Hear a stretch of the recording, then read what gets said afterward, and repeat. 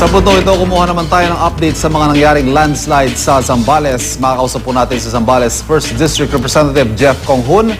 Congressman Conghun, magandang umaga po. Ay, good morning po.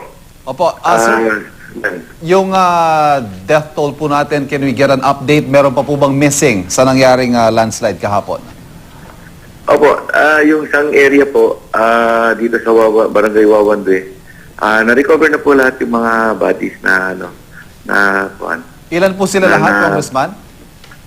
Actually, labing isa po yung nakuha doon. Doon sa second na area, doon sa Barangay San Isidro, ay 5 po. Okay, so magkahiwalay na area po ito, linawin lang natin. Nagkaroon ng magkahiwalay na insidente ng landslide. Pareho pong nagkaroon tayo ng fatalities dyan po sa lugar na yan. Opo, isang lugar po sa Wawandwe, Barangay Wawandwe sa bayan po ng Subic.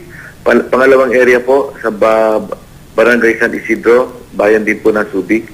At meron din po sa Castillejos na kasalukuyan ngayon na nire-retrieve pa yung bodies. Meron pa pong 4 na hindi pa nakukuha. At sa San Marcelino po, sa bayan ng San Marcelino naman po, 4 din po ang namatay. So we're talking of over 20 possible fatalities. Ano po? More than 20 po. Sa Olongapo City naman po, meron mga ilan na pong nakuha din sa ilog. At nakakalungkot nga, isa sa kaibigan ko po, si Mrs. Escobar, retired principal, namatay po siya.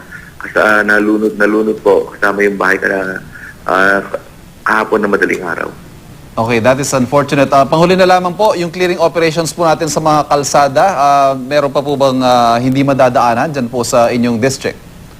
Possible naman po lahat, pero makapal po yung putik. Kaya sa ngayon po ay nagtawag na po ako ng mga water truck, payloader, mga dump truck para linisin po yung ating highway.